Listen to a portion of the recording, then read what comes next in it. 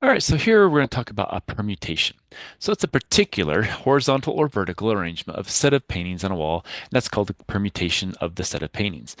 Now, what is a permutation of a set of objects? Well, a permutation of a set of distinct objects is an arrangement of the objects in a specific order.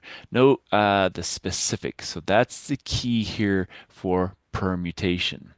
And it's without repetition. So, for example, if you had books on a shelf, you have five books to place in a specific order. Well, this kind of goes back to the pigeonhole we did in the previous section, and we had five choices to put the first book, or to choose the one book. We had five books to choose to put on the first spot. And then after we chose that one, well, there's only four left, so there's four books to choose from to put in the second spot. And then there's three books to choose in a third, and two for the next, and one for the last. Well, what does that look like? Well, that looks like 5 factorial, which is equal to 120. So permutations are going to kind of run through this thing. And again, it has a specific order, okay? And you can't repeat. Now, number of permutations of n objects. So the number of permutations of n objects, distinct objects, without repetition is denoted NPN. And this is something we can actually put into our calculator. And it's NPN is equal to n times n minus 1 on down to n factorial. And that's going to be the number of factors.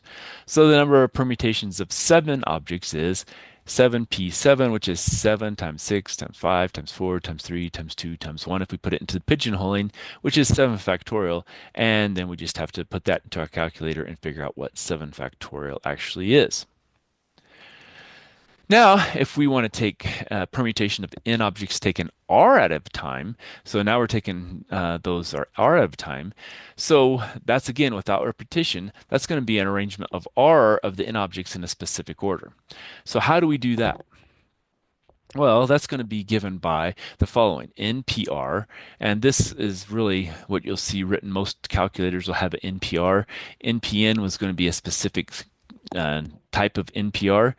And here we just take n times n minus 1 times n minus 2 on down to n minus r plus 1. So it's going to give us r factors basically. And if we think about that, if we have 5p2, that's going to be, we have five total things. We're choosing two of them. So it's going to be 5 times 4. And so that would give us 20. Okay. So another way to look at it is NPR is also going to be n factorial divided by n minus r in parentheses factorial. And so if we do the same thing, 5 and 2, that's going to be 5 factorial divided by 5 minus 2 factorial. Well, 5 factorial divided by 3 factorial is going to be what? Well, it's going to be 5 times 4 because remember, this is 5 times 4 times 3 factorial. Those cancel, and so we're back down to 5 times 4. Okay. Now, no, nPn is equal to n factorial over n minus n factorial, and n minus n factorial is 0 factorial, and so if we remember our definition, that's equal to 1, so that just is equal to n factorial. Okay, so that's kind of a key there on how that works. So here, given a set of A, B, C, D, how many ways is it possible for this four set of objects to be taken two at a time using a tree diagram, using the multiplication principle, and using the two formulas for NPR? All right, so tree diagram. So let's go ahead and say A, we're going to start over here. And then we have four sets. We have A, B, C, and D. So we're going to have a little bit of curvature, but that's okay. Well, after A, guess what? Then we can choose B, then C, then D. After B, we could choose A, C, or D. And C first, then we could choose A, B, or D. And here we could choose A, B, C. Okay.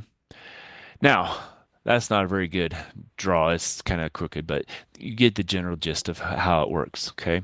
So we're choosing two objects only. So here's our first object. Here's our second object. And so our possibles are going to be what? A, B, A, C, A, D. Then we have B, A. Then we have B, C. Then we have B, D. And if we keep going down, I guess let's put it over here so we run out of less room. Then we have CA, then we have CB and CD, and then we have DA, and we have DB, and we have DC. Okay, so how many are there? There's 2, 4, 6, 8, 10, 12. So there's 12 possible ways. And again, remember, order does matter. And notice none of these orders is repeated, so that does fit what we have. So for B, the multiplication principle, that would just be, okay, well, we have four possibles, so that goes in the first one. And now how many are left after that? Three. So we get 12.